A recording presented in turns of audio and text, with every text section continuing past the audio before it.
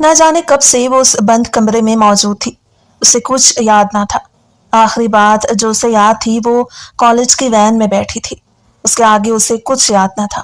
ابھی حفصہ یوں ہی اپنے خیالات میں الجھی رہتی جب اس اندھیرے کمرے کا ڈور ان لاک ہونے کی آواز آئی. اس نے سختی سے اپنی سیاہ چادر کو خود پر لپیٹا. ایک خوف کی کیفیت نے پورے وجود کو اپنے حصار میں لیا تھا. دل اتنی تیزی سے دھڑک رہا تھا مانو ابھی باہر آ جائے گا. وہ نازک سی جان سہمی نیلی نگاہوں سے اندھیرے میں نمودار ہونے والے شخص کو دیکھنے کی کوشش کر رہی تھی پر ناکام رہی. بھاری قدموں کی دھمک حفصہ کو اپنے قریب آتی محسوس ہو رہی تھی. لبوں کی کپکپاہٹ عروج پر تھی. وہ شخص موبائل کی ٹارچ حفصہ کے چہرے کی طرف کرتے بغور اس کے سرخ ہوتے نقوش کو نہار رہا تھا، جبکہ حفصہ بس کسی بھی طرح وہاں سے غائب ہو جانا چاہتی تھی. اسے شدت سے اپنے تنہا ہونے کا احساس ہوا تھا. بچپن سے اب تک دکھ ہی تو اٹھائے تھے اور آج عزت جانے کا خوف ہر چیز پر حاوی تھا. وہ شخص عین قریب بیٹھتے سرد نظروں سے اس کا حلیہ دیکھ رہا تھا. بلیک ویلویٹ شال کو پوری طرح کور کیے وہ اپنا آپ سامنے بیٹھے گھائل شیر سے چھپانے کی کوشش میں بری طرح ناکام ہو چکی تھی. اسے اندازہ نہیں تھا وہ کوئی عام انسان نہیں. اس کی آنکھیں کسی کو بھی اپنا اسیر کر سکتی تھی. بھوری آنکھوں میں ایک تپش تھی، ایک اندیکھی آگ تھی، پر وہ تپش محبت کی نہیں، کسی سے بے پناہ نفرت کی تھی. ایک ایسی کہانی کے آغاز کی تھی جسے انتقام کا حصہ کہا جائے. اور سامنے بیٹھی لڑکی ایک قیمتی مہرہ تھی جس کی مدد سے وہ پورے شاہزادہ خاندان کو تڑپا سکتا تھا. آج یہ پھڑپھڑاتی کم عمر چڑیا ایک دیو کی قید میں تھی. وہ نہیں جانتی تھی اس کے ساتھ کیا ہونے والا ہے، پر اس شخص کے دیکھنے کا انداز روح میں سنسنی دوڑا رہا تھا. کیسے ہیں حفصہ شاہ؟ مجھے تو لگا اب تک آپ حواس کھو چکی ہوں گی، پر کافی ہمت دکھائی ہے. مجھے امید نہیں تھی. ویسے آپس کی بات ہے، یہ پارسا ہونے کا ڈھونگ کرتے کرتے تھک نہیں جاتی آپ؟ ماسک میں چھپی بھوری آنکھیں حفصہ کے چہرے پر ٹکی تھیں. اس کی سرد آواز سنتے حفصہ نے جھٹکے سے سر اٹھا کر اپنے مقابل گھٹنوں کے بل بیٹھے شخص کو دیکھا تھا جو دیکھنے میں ہی کسی شیطان سے کم نہیں لگ رہا تھا. اس کی سرد آواز سنتے حفصہ نے جھٹکے سے سر اٹھا کر اپنے مقابل گھٹنوں کے بل بیٹھے شخص کو دیکھا تھا جو دیکھنے میں ہی کسی شیطان سے کم نہیں لگ رہا تھا. کون ہیں آپ؟ کیوں مجھے یہاں قید کیا ہے؟ میری ماما میرا ویٹ کر رہی ہوں گی، پلیز مجھے جانے دیں. حفصہ روتے ہوئے بولی تھی. سامنے والا شخص اس کے رونے پر محظوظ ہوا تھا. یہی تو وہ چاہتا تھا، دشمن جان روئے تڑپے اور اس کی پناہوں میں سانس لے، اس کے قید میں اپنا آپ وار دے.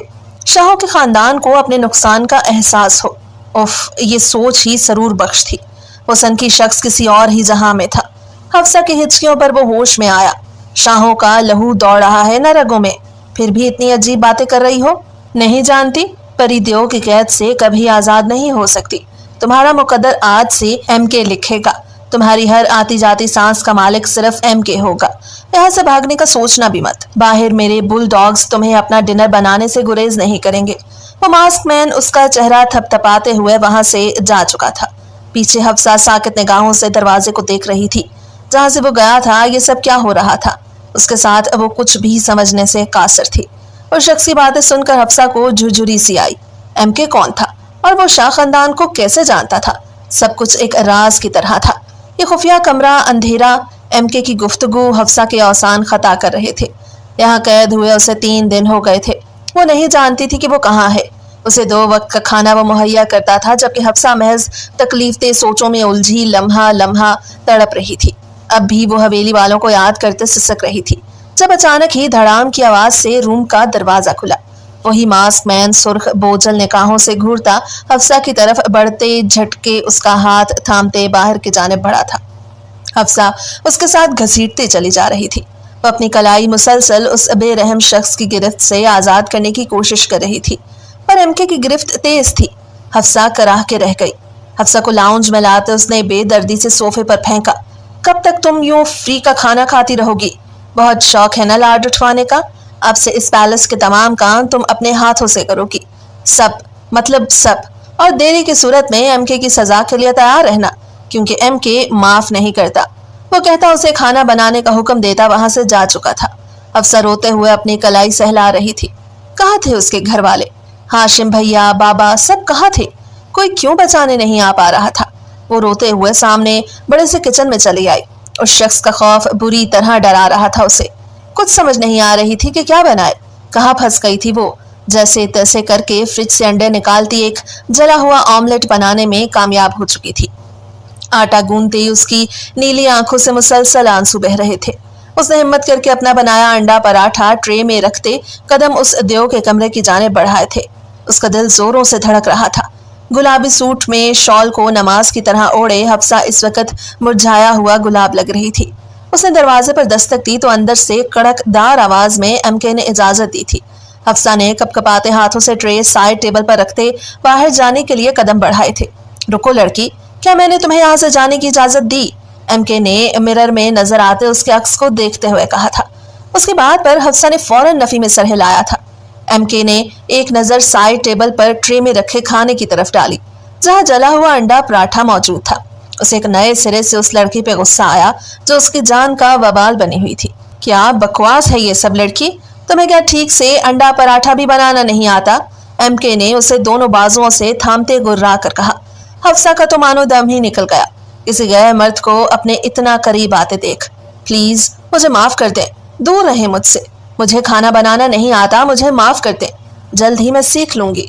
हफ्सा ने अपनी घबराहट पर काबू पाते हुए कहा। वो किसी तौर पर भी उस शख्स को अपने इतना करीब बर्दाश्त नहीं कर पा रही थी।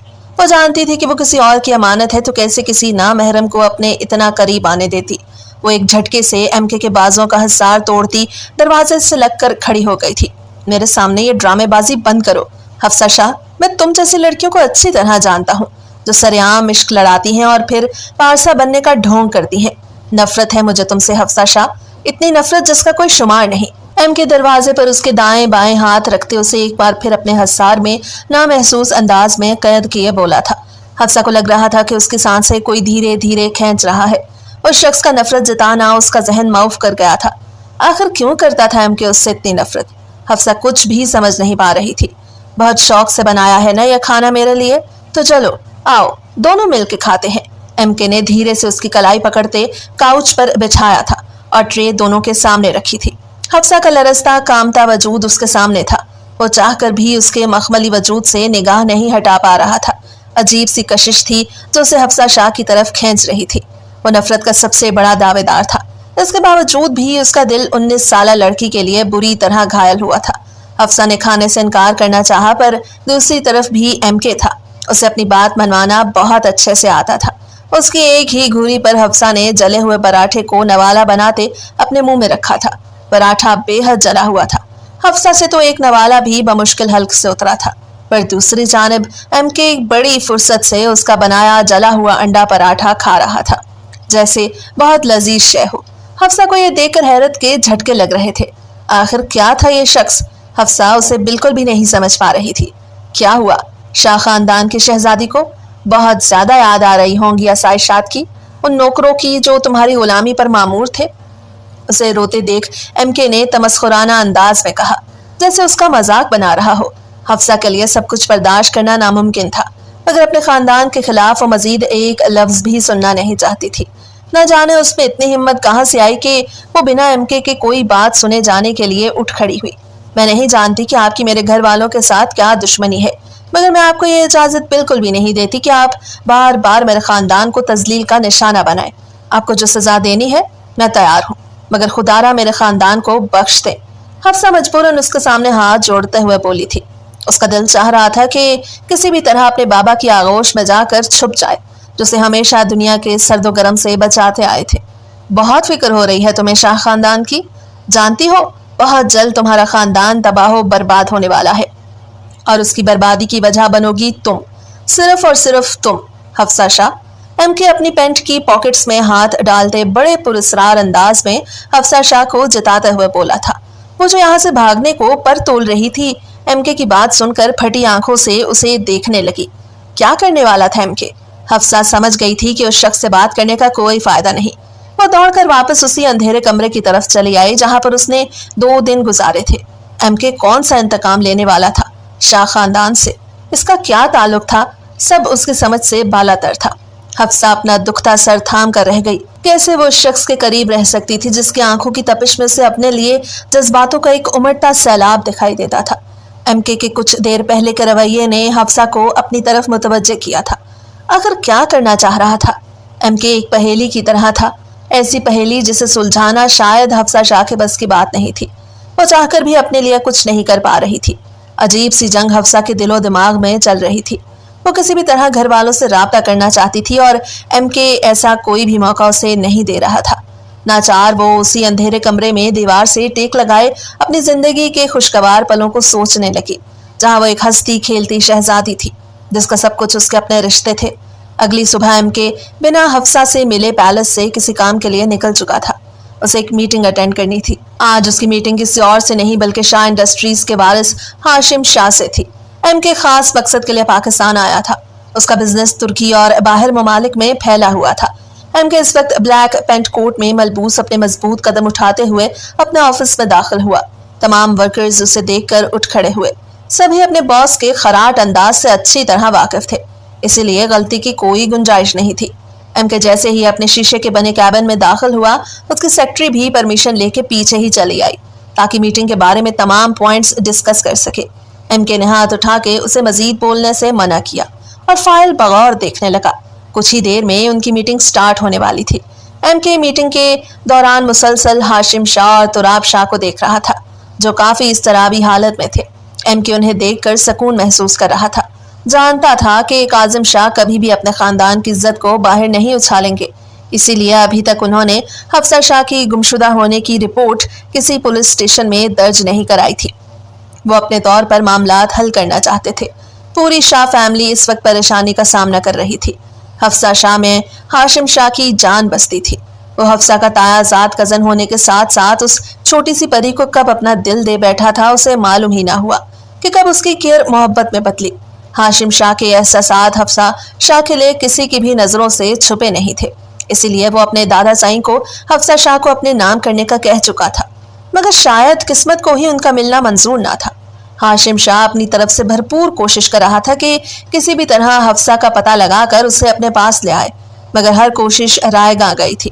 دادا سائیں کے سختی سے آرڈرز تھے کہ کوئی بھی پولیس اسٹیشن میں رپورٹ درج نہیں کرائے گا۔ یہاں پر ہاشم شاہ کے ہاتھ پاؤں جیسے باندھ دیے گئے تھے۔ حفصہ شاہ سب کی لاڈلی تھی، اس کا ایسے اچانک غائب ہو جانا کوئی معمولی بات نہ تھی۔ ہاشم کے والد تراب شاہ اور ہاشم جی جان سے لگے ہوئے تھے، پر کوئی سرا ہاتھ نہیں لگ رہا تھا، جبکہ حفصہ کے والد حاکم شاہ بیٹی کی دوری پر بیمار سے ہو کر رہ گئے تھے۔ انہیں سمجھ نہیں آ رہا تھا کہ ان کی معصوم سی بچی کو زمین کھا گئی یا آسمان نکل گیا۔ ہر طرف وہ اپنے جاسوسوں کے ذریعے پتہ کروا چکے تھے، مگر حفصہ کا اس شہر میں نام و نشان بھی موجود نہیں تھا۔ سب کچھ شاہ فیملی کے خلاف تھا، شاید وقت بھی، اور ابھی تو ایم کے انہیں مزید بڑا جھٹکا دینے والا تھا، جس کے بعد شاہ حویلی کی بنیادیں ہمیشہ کے لیے ڈھہے جاتی۔ ایم کے کی بزنس میں ایک پہچان تھی۔ ہاشم نے کچھ ہی عرصہ پہلے اپنا بزنس شروع کیا تھا، مگر مسلسل ناکامی کی وجہ سے وہ کافی پروجیکٹ ہار چکا تھا۔ ایم کے نے خاص طور پر اسے یہ موقع فراہم کیا تھا، اسی لیے آج وہ اس پروجیکٹ کو حاصل کرنے کے لیے ایم کے ساتھ ڈیل کرنے کے لیے پہنچا تھا، مگر وہ تو کچھ اور ہی پلان کیے بیٹھا تھا، جس سے میٹنگ ہال میں بیٹھا ہر شخص انجان تھا۔ وہ ماہر کھلاڑی تھا، جانتا تھا کہ مہرے کو کس طرح استعمال کرنا ہے، اور ہاشم بھی اس کا ایک ایسا ہی پیادہ تھا جس نے اسے ذک پہنچانے کی سب سے زیادہ کوشش کی تھی۔ وہ بیچارہ تو جانتا بھی نہیں تھا کہ ایم کے کی نظروں میں اس کی موت واجب ہو چکی ہے، کیونکہ اس کا اصول تھا وہ اپنی چیزوں کو نہ ہی شیئر کرتا تھا اور نہ ہی اس پر پڑنے والی کوئی نظر برداشت کر سکتا تھا۔ سب اپنی پریزنٹیشن دے چکے تھے۔ ہاشم بھی اب کچھ مطمئن نظر آ رہا تھا۔ اسے خود پر پورا بھروسہ تھا کہ یہ پروجیکٹ اسے ہی ملے گا، کیونکہ پچھلے 2 ہفتوں سے جا کر اس نے یہ پریزنٹیشن بنائی تھی۔ میٹنگ کے اینڈ پر وہاں بیٹھے تمام لوگوں کو رزلٹ نے چونکا دیا، کیونکہ ایم کے نے پروجیکٹ ہاشم کے بجائے اس کے رائیول کو دیا تھا۔ ہاشم کا چہرہ اہانت کے احساس سے سرخ پڑ گیا۔ وہ جھٹکے سے اپنی سیٹ سے اٹھ کھڑا ہوا۔ آپ ہمارے ساتھ ایسا کیسے کر سکتے ہیں؟ میری پریزنٹیشن ان سب سے اچھی تھی، اس کے باوجود پروجیکٹ کسی اور کو کیسے دے سکتے ہیں؟ ہاشم ٹیبل پر ہاتھ مارتے ہوئے شدید تیش کے عالم میں غرایا تھا، جبکہ ایم کے کو اس کا انداز ناگوار گزرا تھا۔ ہاشم، بھولو مت کہ تم اس وقت میری جگہ پہ کھڑے ہو۔ یہ تمہارے باپ دادا کا گھر نہیں جہاں تم اپنا حق جتاؤ گے، یہ ایم کے کی سلطنت ہے، یہاں صرف میرا راج چلتا ہے۔ اور تم ہوتے کون ہو مجھے یہ بتانے والے کہ مجھے کیا کرنا چاہیے اور کیا نہیں؟ مجھے تم اور تمہاری یہ پریزنٹیشن دونوں ہی ناقابل قبول لگی، اسی لیے تم ابھی اسی وقت یہاں سے جا سکتے ہو۔ ایم کے اس سے دگنی آواز میں غرایا تھا۔ وہ یہی تو چاہتا تھا کہ شاہ خاندان منہ کے بل گرے، اور آج ہاشم کو بے عزت کر کے ایم کے بے حد خوش تھا۔ اس سے پہلے کہ ہاشم مزید کوئی ریاکشن دیتا تراب شاہ اس کا ہاتھ کھینچتے ضبط سے اسے وہاں سے لے گئے تھے۔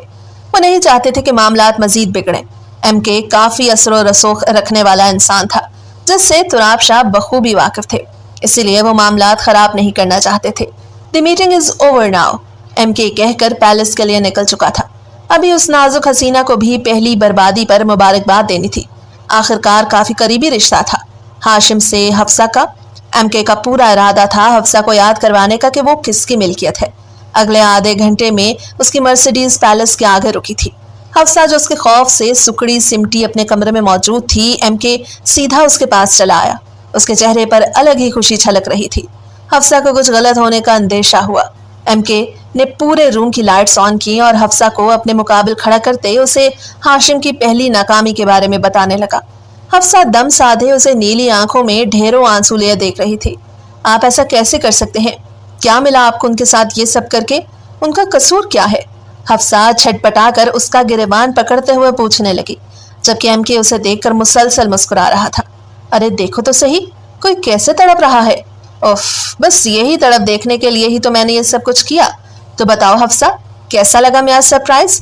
ایم کے نے ہولے سے اس کے چہرے پر جھولتی لٹوں کو پیچھے کرتے معصومانہ انداز میں حفصہ سے سوال کیا۔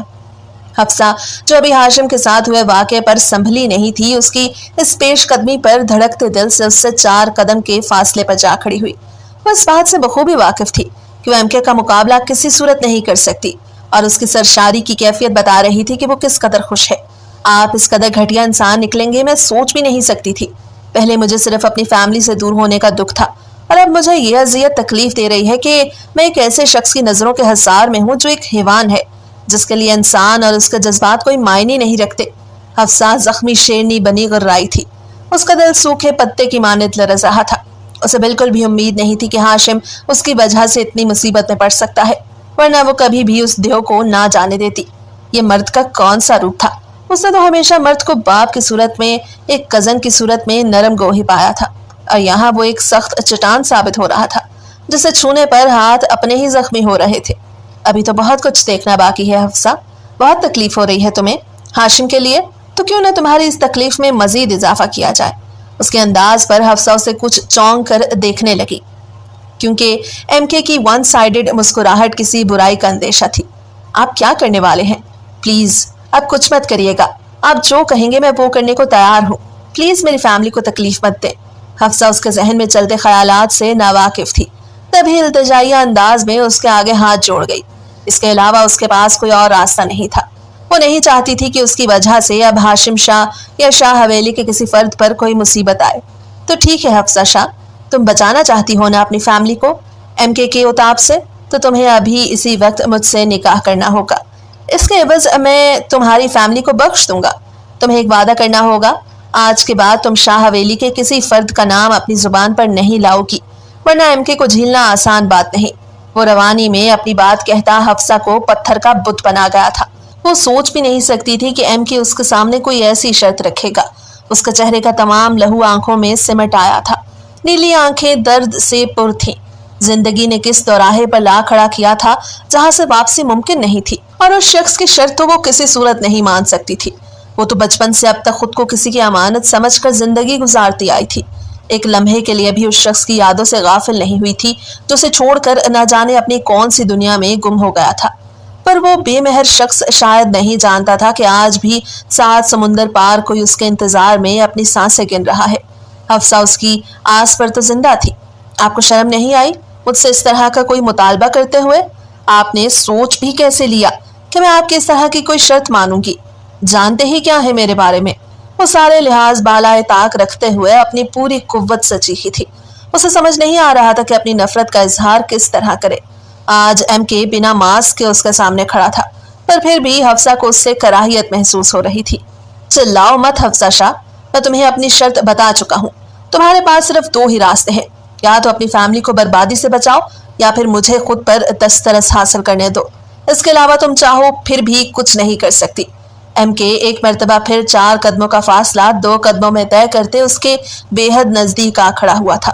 حفصہ نے اپنی سانس تک روک لی تھی۔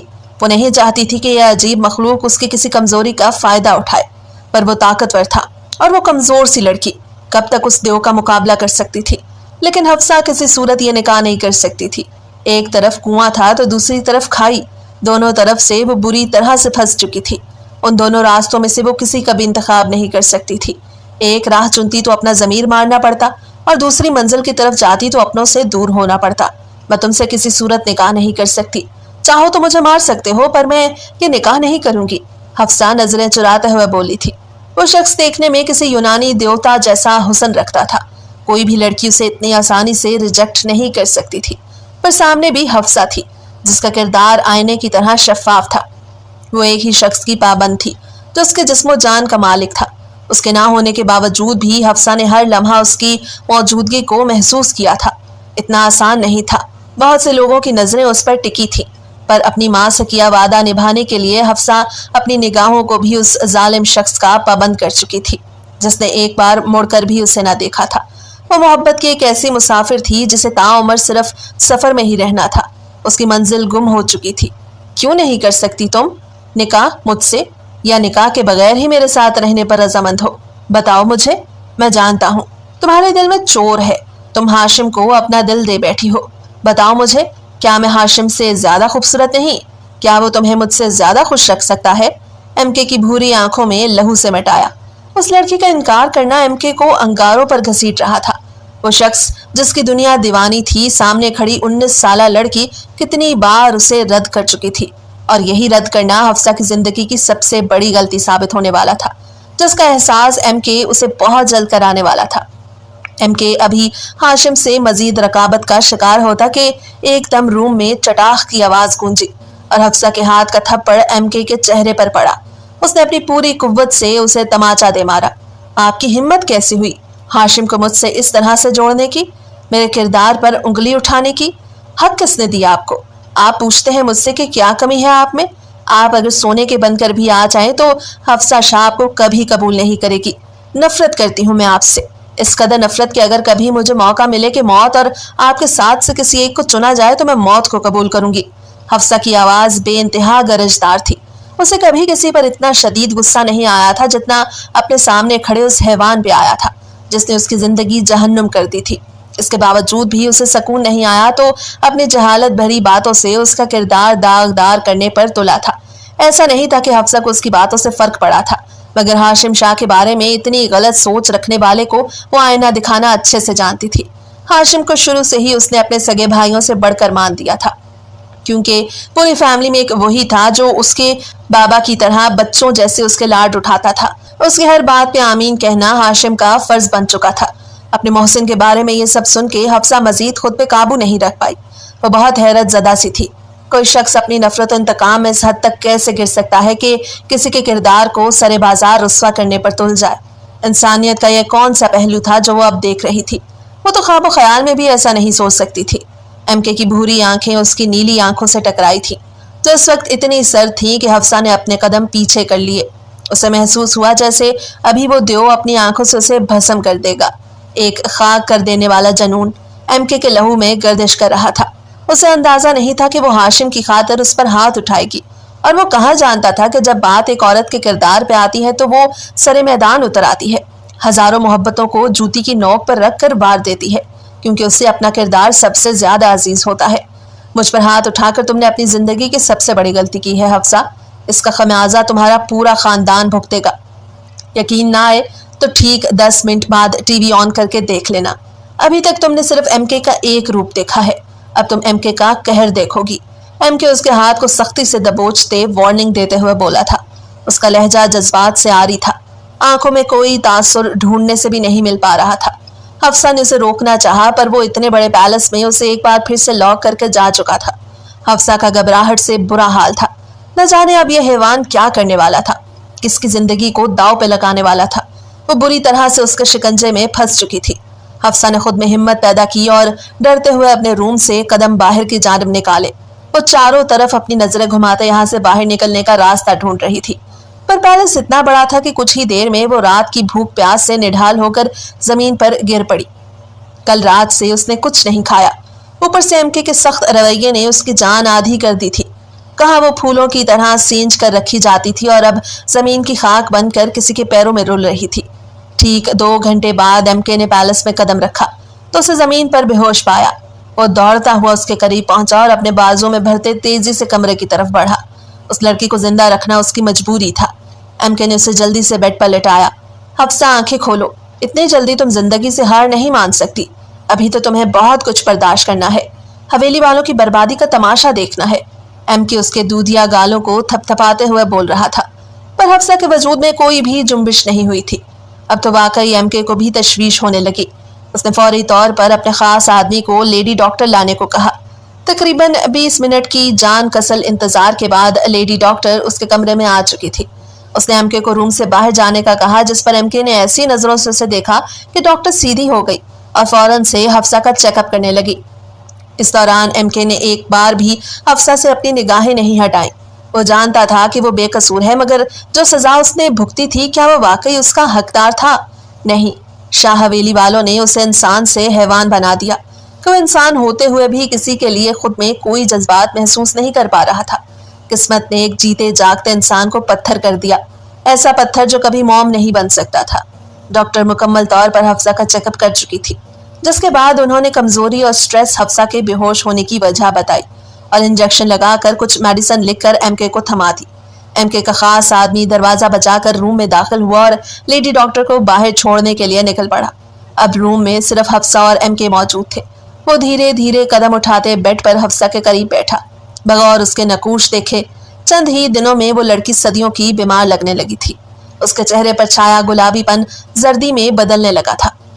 एमके सोचना भी नहीं चाहता था कि वो क्या कर चुका है और क्या करने जा रहा है। उसे सिर्फ इस वक्त अगर किसी की परवाह थी तो वो था उसका इंतकाम, जो हर जज्बे पर भारी था। वो अपने दिल में उस लड़की के लिए पनपते जज्बे को कोई नाम नहीं देना चाहता था, क्योंकि वो जानता था कि इसमें खसारा सिर्फ उसके अपने हिस्से में आना था और हफ्सा को तबाह करने का उसका कोई इरादा ना था। उस इंतकाम सिर्फ शाह हवेली से लेना था। हफ्सा तो उसकी चाल का एक ऐसा मोहरा थी जिसे वो हमेशा खुद में कैद रखना चाहता था, खुद से मुंसलिक करके उसके खुद से दूरी के हर रास्ते को बंद कर देना चाहता था। उसका मकसद सिर्फ शाह हवेली की बर्बादी और हफ्सा को अपनी दस्तरस में लाना था, जो वो हर हाल में कर गुजरने वाला था, चाहे इसमें हफ्सा की मर्जी शामिल हो या जबरदस्ती ही क्यों ना करनी पड़े।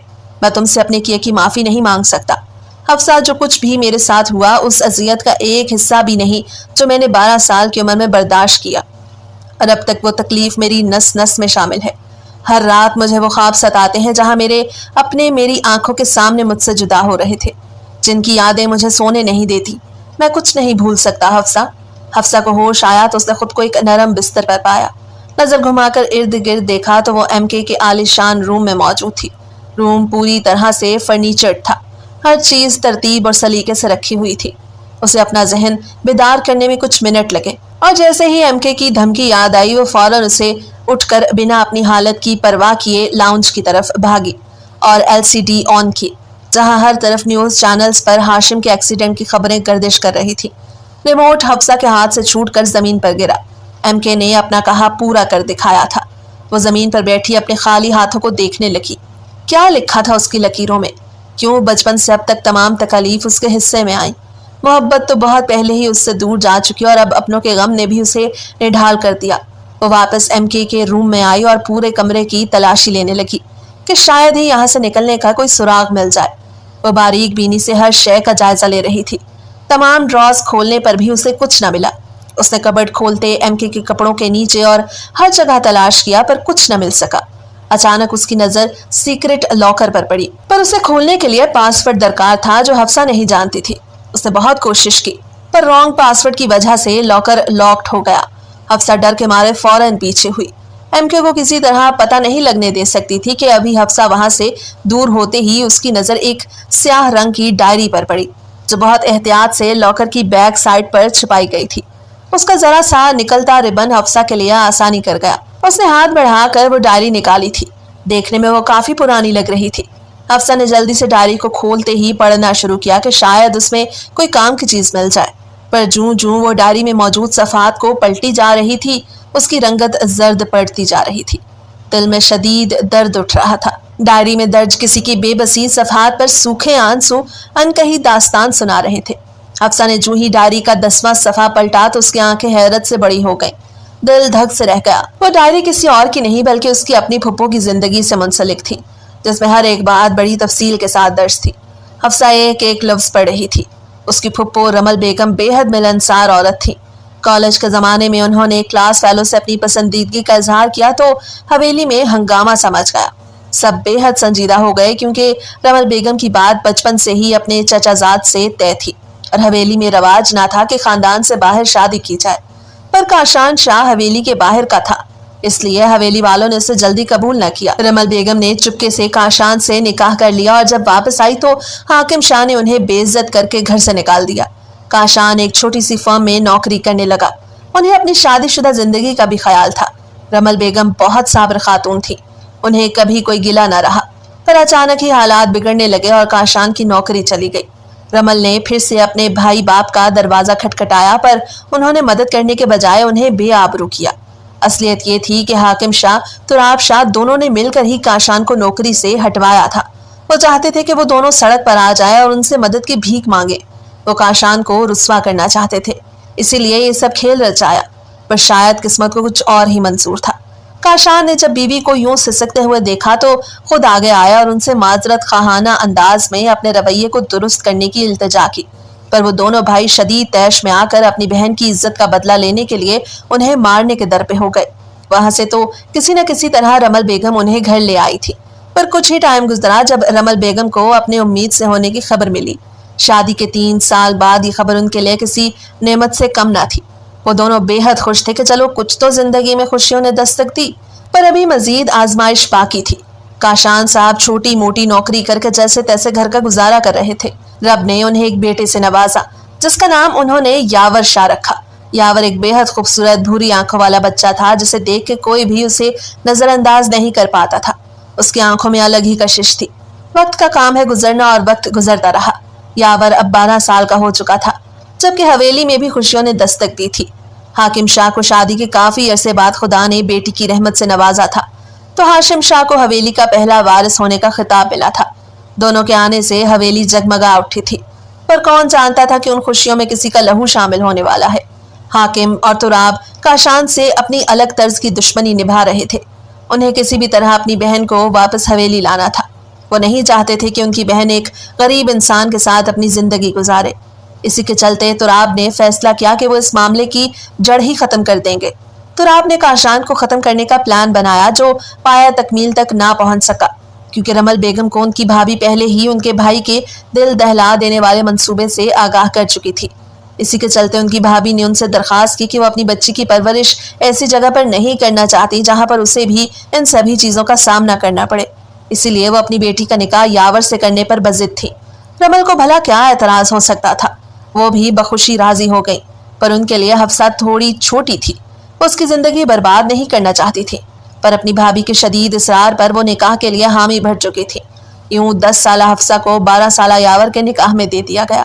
ان دونوں نے اس نکاح کو خفیہ رکھنے کا فیصلہ کیا کہ صحیح وقت آنے پر سب کو بتا دیں گے، پر کون جانتا تھا کہ صحیح وقت کبھی نہیں آنے والا۔ یہ یاور کی 12ویں سالگرہ تھی جب کاشان اور رمل بیگم حویلی انویٹیشن دینے کے لیے آئے۔ کاشان صاحب کی تو حیرت کی انتہا نہ رہی جب تراب اور حاکم دونوں ان سے بے حد اچھے سے ملے اور آنے پر رضامندی ظاہر کی۔ کاشان صاحب اور رمل بیگم کے تو پاؤں زمین پر نہیں لگ رہے تھے۔ سالوں بعد انہیں خوشیاں نصیب ہوئی تھی۔ انہیں یوں لگ رہا تھا جیسے یاور کا یہ دن سب کے لیے یادگار ہونے والا ہے۔ سب بے حد خوش تھے۔ آج پوری حویلی کے لوگ 12 سالہ یاور کی سالگرہ میں شریک ہونے کے لیے جا رہے تھے۔ یاور شاہ کی سالگرہ کوئی بڑے پیمانے پر منعقد نہیں کی گئی تھی، بس گھر کے لان میں ہی سارا انتظام کیا گیا تھا۔ یاور اپنے بابا کے ساتھ کھڑا اپنے دوستوں سے مخاطب تھا جب تراب شاہ ان کے قریب آیا اور انہیں رمل کا پیغام پہنچایا کہ انہوں نے اسے روم میں بلایا ہے۔ کاشان صاحب کسی کام کا سوچتے سیدھے سیڑھیوں کی طرف بڑھ گئے جہاں بائیں جانب ان کا روم موجود تھا۔ یاور کو نہ جانے کیوں ماں باپ کے بغیر کچھ اچھا نہیں لگ رہا تھا۔ وہ بھی باپ کے جانے کے بعد فوراً ہی ان کے پیچھے ہو لیا۔ جو ہی وہ کمرے کے کھلے دروازے تک پہنچا اس کے پیروں تلے زمین نکل گئی، کیونکہ سامنے ہی تراب شاہ کے ہاتھ میں گن موجود تھی اور اس کے بابا زمین پر لہو لہان پڑے تھے۔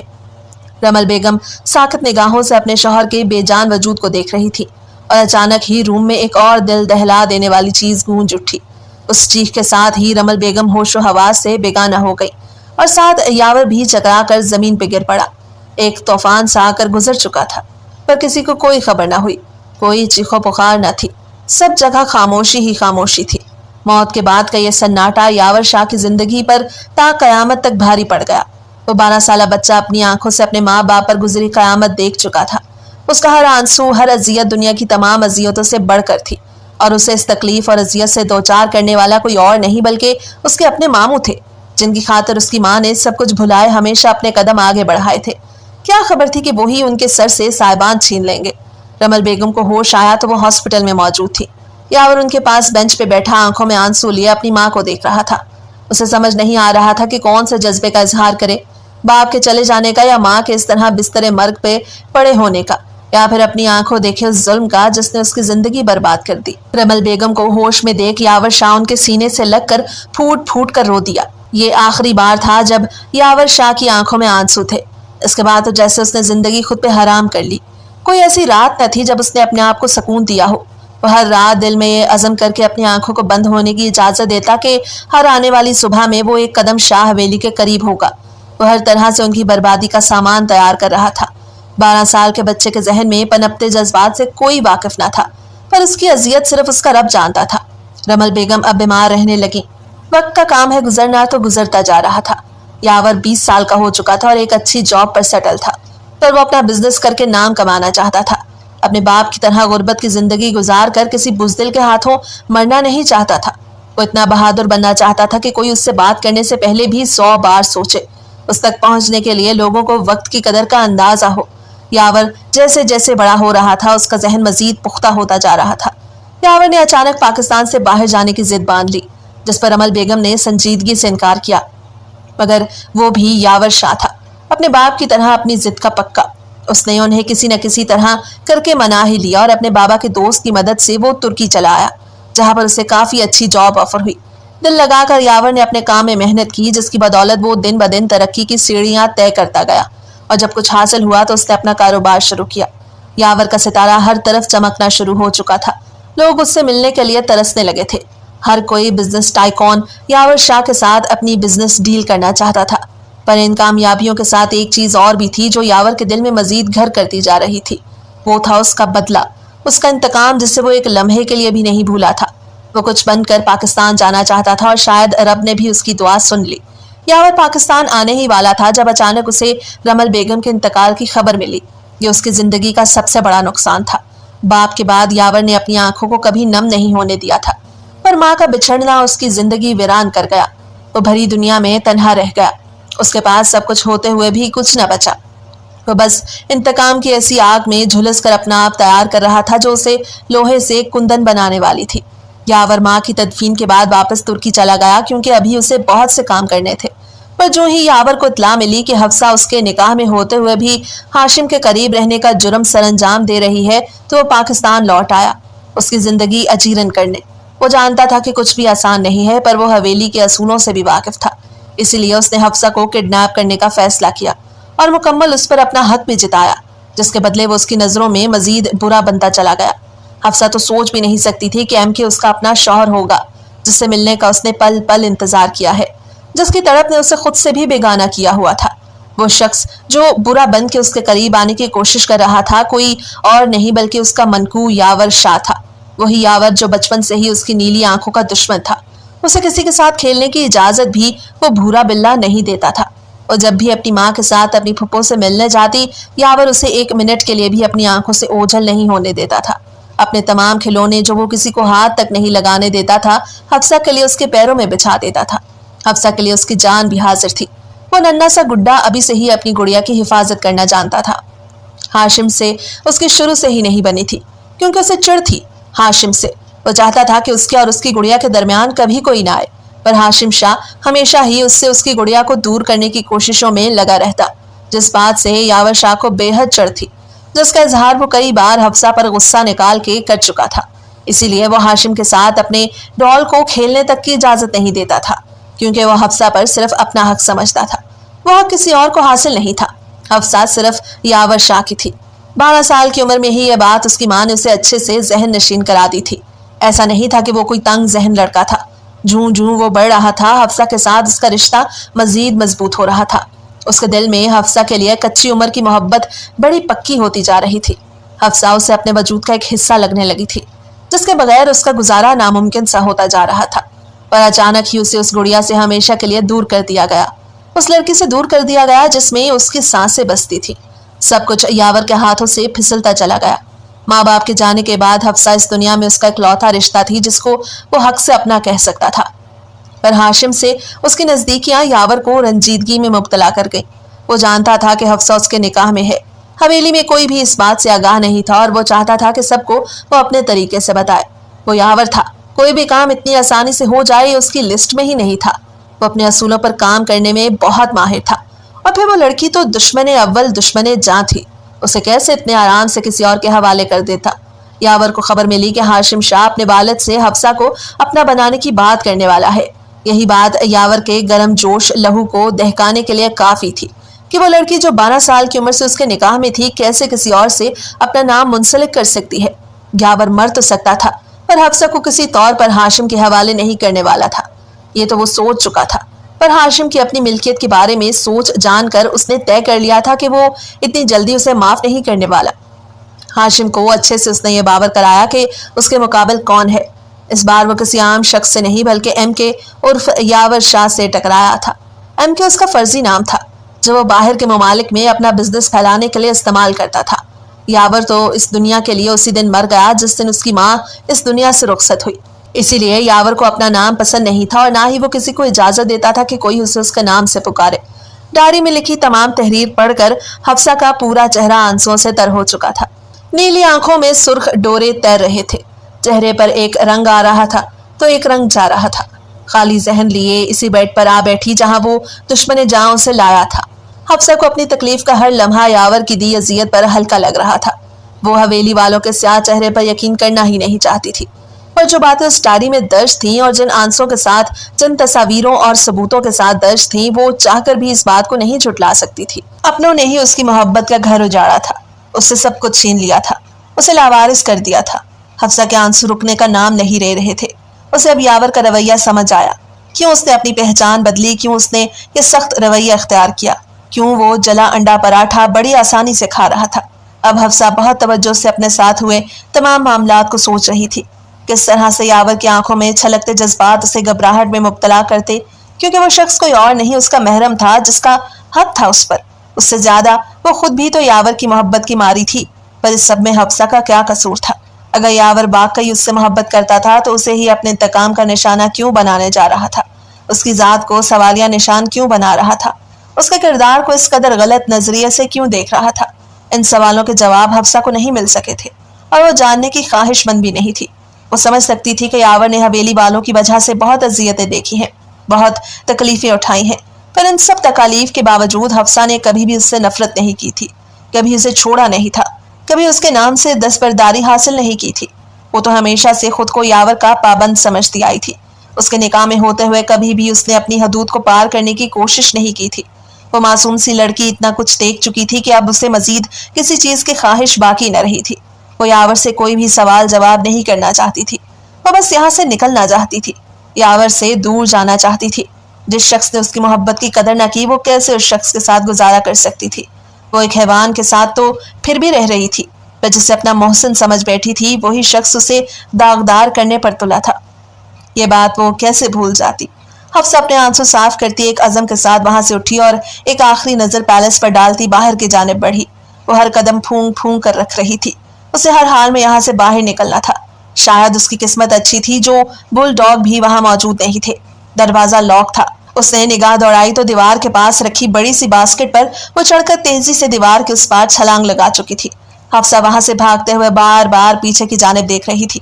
वो जानती थी यावर उसका मनकू है, पर वो दोबारा इस जहन्नुम में नहीं जाना चाहती थी। अभी उसे भागते हुए कुछ ही देर गुजरी थी जब अचानक ही सामने से आते चट्टानी सीने से जा टकराई। जो ही हफ्सा ने निगाहें उठाकर सामने देखा तो आंखें हैरत से फटी की फटी रह गई, क्योंकि वो कोई और नहीं बल्कि यावर था, जो संजीदा भूरी निगाहों से घूर रहा था। दोनों हाथों की मुट्ठियां सख्ती से भींचे हुई थी। हफ्सा को अपनी बेबसी पर रोना आया। उसका दिल चाहा सब कुछ भुलाकर उस जालिम के सीने से लग जाए और खुद पर बीती दास्तान सुनाए कि कैसे इतने साल उसने उसकी गैर मौजूदगी में सांस सांस में उसका इंतजार किया था। पर यावर की आंखों में अजनबियत ही थी, जिसे तकलीफ से दो चार कर रही थी। वो सब कुछ भूल सकती थी। पर क्या यावर शाह अपना इंतकाम भूल सकता था? उसकी खातिर कभी नहीं। यावर शाह कहूं तुम्हें या MK? और भी मजीद कई नाम है तुम्हारे, बताओ। खैर तुम क्या बताओगे, मैं ही बताती हूँ। तुम हो यावर शाह, हफ्सा शाह के सो कॉल्ड मनकू, जो अपने इंतकाम की खातिर अपनी ही बीवी को मोहरा बनाकर जीतना चाह रहा था। पर तुम्हारी ये चाल नाकाम ठहरी यावर, क्योंकि तुमने हफ्सा को हमेशा के लिए खुद से दूर कर दिया। तुम चाहते तो किसी और तरीके से भी अपना बदला पूरा कर सकते थे, पर तुमने कमजोर लड़की का चुनाव किया। मैं तो पहले ही तुम्हारी मोहब्बत में पूरी डूबी हुई थी, पर तुम्हारी नफरत ने मुझे मजीद अजियत से दो चार किया, मेरे किरदार को दागदार करने की कोशिश की। तुम जानते थे कि मैं पाकबाज हूँ, फिर भी मुझे एक दूसरे शख्स के साथ जोड़ा। तुम क्या मुझसे नफरत करोगे? मैं हफ्सा तुम्हें अपनी मोहब्बत से, अपने हर जज्बे से, इतने सालों के इंतजार से आजाद करती हूँ। छलनी छलनी होते दिल के साथ हफ्सा ने अपनी बात मुकम्मल की। नीली आंखें मोती बहा रही थी, सुर्खी इस कदर थी कि अभी लहू छलक पड़ेगा। यावर का दिल जैसे किसी ने मुट्ठी में दबोचा था। मैं तुम्हें कभी भी तकलीफ नहीं देना चाहता था हफ्सा यावर शाह। मेरा इरादा सिर्फ तुम्हारे अपनों को वैसे ही तकलीफ देना था जैसे उन लोगों ने मुझे दी। किसी को भी मुझ पे तरस नहीं आया था, तो फिर मैं क्यों किसी पे तरस खाता? यावर अब भी ढिठाई से अपनी बात पे डटा हुआ था। यावर, मैं कोई नहीं बल्कि तुम्हारी बीवी हूँ। बीवी, वही बीवी जिसने पल पल तड़प कर तुम्हारा इंतजार किया, और तुमने मुझे क्या सिला दिया? बेएतबारी। तुम मुझे एक ऐसे गुनाह की सजा देते रहे जो मैंने किया ही नहीं था। क्या ये था मेरी मोहब्बत का जद? वो टूटे बिखरे लहजे में उसका गिरेबान दबोचते हुए बोली थी। आज वो वाकई टूट गई थी। उसने कब सोचा था कि यावर शाह से उसका सामना इस तरह होगा। अभी वो दोनों मजीद भी सड़क पर अपनी मोहब्बत का मातम मनाते जब अचानक ही चारों तरफ से पुलिस का सायरन बजने लगा। यावर ने आंखें मीच कर खोली थी। वो यही सब तो चाहता था, तो फिर अब किस बात का मलाल था? पुलिस वैन से हाशिम शाह, हाकिम शाह, तुराब शाह तीनों बाहर निकले थे। वो लोग बिना किसी बात का ख्याल किए हफ्सा की तरफ बढ़े थे। इससे पहले कि वो हफ्सा की तरफ आते यावर उनके दरमियान आया। क्या बात है, लगता है मुजरिम खुद चल कर आया है, तो क्यों न सजा भी सुना दी जाए। यावर की वही मुस्कुराहट थी जो किसी को भी सहमा सकती थी। MK, तुम्हारी हिम्मत कैसी हुई हमारी भतीजी को किडनैप करने की? और ये सब क्या कह रहे हो? तुम जानते भी हो किससे पंगा लेने की कोशिश कर रहे हो। इस बार तुराब शाह भी बगैर किसी बात का लिहाज किए गुर्राए थे। उन्हें उम्मीद नहीं थी कि यह कल का आया हुआ लड़का इस सब के पीछे हो सकता है और हफ्सा उसकी कैद में हो सकती है। ये तो भला हो उस ट्रैकिंग डिवाइस का जो हफ्सा के ब्रेसलेट में मौजूद थी। पैलेस में अलग सिस्टम की वजह से वो डिवाइस ब्लॉक की जा चुकी थी, इसलिए काम नहीं कर रही थी। पर जैसे ही हफ्सा पैलेस से बाहर निकली, डिवाइस पर शो होती लोकेशन ने हाशिम को फौरन उसके पास पहुंचने पे मजबूर किया। नहीं प्यारे मामू जान, इतनी आसानी से कहा। जानते भी हैं आप किससे मुखातिब हैं। आपका प्यारा भांजा यावर शाह और इस हवेली का इकलौता दामाद हफ्सा यावर शाह का शौहर। तो किडनैपिंग कैसी? मैंने तो अपनी बीवी को रुखसत कराया है। आज चाहे तो पूछ सकते हैं मेरी बीवी से। क्यों बीवी? यावर शाह ने अपनी सुर्ख आंखें हफ्सा की तरफ उठाई। उसकी आंखों में न जाने क्या था कि हफ्सा का सर बेसाख्ता ही हाँ में हिल गया। पुलिस उन सबको बगौर देख रही थी। अब तो कोई केस ही नहीं बनता था जब हफ्सा खुद गवाही दे चुकी थी। इससे पहले कि पुलिस वहां से जाती, यावर ने उन्हें रोक लिया और उनके हाथ में कुछ सबूत थमाए जिन्हें वो नासमझी से देखने लगे। जिस पर यावर ने उन्हें अपने माँ बाप के साथ हुए तमाम जुल्म के बारे में बताया और ये भी कि वो जुर्म का चशमदीद गवाह है। वो हाकिम शाह को सख्त से सख्त सजा दिलवाना चाहता था, जबकि हाशिम सदमे की कैफियत में था। अपने बाप का इतना घिनौना चेहरा देखकर वो शर्मिंदा होकर रह गया। यावर ने इन सब की वजह से कितना कुछ सहा था, कोई भी उसकी अजियतों का अजाला नहीं कर सकता था। हाशिम खाली हाथ रह गया, उसके पास कुछ भी न बचा। हाकिम शाह यावर शाह से अपने किए की माफी मांगते अपनी बेटी को बखुशी उसे सौंप कर जा चुके थे, जबकि तुराब शाह को पुलिस ले गई थी। अब फिर से वो दोनों तन्हा रह गए। वो नहीं जानते थे कि इस रिश्ते का अंजाम क्या होने वाला है। जब हफ्सा ने बिना कुछ सोचे समझे अपने दोनों बाजू यावर शाह की गर्दन के गिर्द हिमायल किए, अपना सर उसके सीने पर रख दिया जैसे तमाम दुखों का मदावा किया हो। उसकी इस हरकत पर यावर अपनी जगह पे साकित खड़ा रह गया। लम्हे थम से गए। वो बस अपने सीने में धड़कती धड़कनों की तादाद गिन रहा था। कितना कुछ सहा था उसने और अब ये लम्हात महसूस हुए थे। उसने बेसाख्ता ही अपने दोनों हाथों को हसार की सूरत हफ्सा के गिर्द बांधा था। जो कुछ उन दोनों ने बर्दाश्त किया था, ये उसका सिला ही था कि इतना सब होने के बाद भी वो दोनों एक थे, क्योंकि उन्हें अपनी मोहब्बत पर पूरा भरोसा था। उन दोनों ने जो जख्म खाए थे, रब ने बेहतरीन मदावा किया था और यही जिंदगी की हकीकत है। कभी कभी अपनों के रूप में भी हमें ऐसे सांप मिल जाते हैं जिनसे हम कभी भलाई की उम्मीद करें भी तो सिर्फ जहर ही नसीब में आता है। इसलिए ऐसे अपनों से बचकर रहने में ही भलाई है। मोहब्बत एक कीमती असासा है।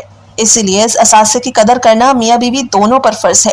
کسی ایک شخص کا پابند رہنا ہی محبت کی خوبصورتی ہے، اور حفصہ نے اپنا کہا وعدہ وفا کیا تھا، کبھی یاور کی محبت میں شراکت برداشت نہیں کی تھی۔ اس نے اپنے آپ کو یاور کے لیے محفوظ کر رکھا تھا۔ اس کے پور پر یاور کا مکمل حق ملکیت تھا، جسے وہ ہر طرح سے ادا کرنے کا ارادہ رکھتی تھی۔ وہ محبت کی داسی تھی، اس کے لیے یاور شاہ سب کچھ تھا۔